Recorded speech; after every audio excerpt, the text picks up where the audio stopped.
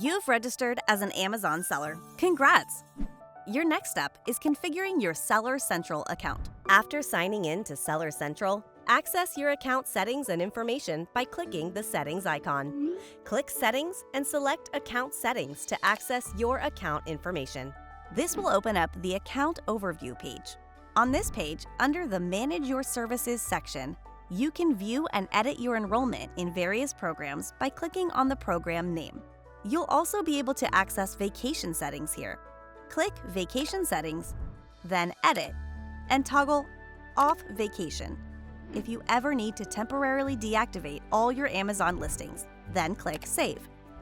In the Store Info tab, select Your Seller Profile to view and edit the public seller profile that appears in each country-based Amazon store you sell in. The Payment Information tab lets you view and edit a variety of operations information, including your deposit and charge methods. It's important to keep your bank information current so we can transfer your sales revenue on a regular cycle and to prevent settlement or listing issues. Use the links in the Business Information section to view and edit key operations details. The next section, Shipping and Returns Information, is where you can view and edit the settings you use to ship orders and manage return settings. Setting up your shipping settings correctly is essential, since your shipping settings are displayed to customers and can impact their decision to buy. If you fulfill customer orders yourself, which we call seller or merchant fulfillment, you should review your shipping and return settings before you list items in the Amazon store. If you plan to send all your items through Fulfillment by Amazon, you won't need to configure shipping settings, but should still check and confirm settings for returns. Keeping all your returns, settings, and information current helps ensure smooth processing and preserves customer trust. Your account has default shipping settings when it's first created. If you adjust shipping settings, keep in mind that standard shipping is a requirement for all sellers. Before selecting any additional service levels, you'll want to confirm that you can meet the indicated commitment.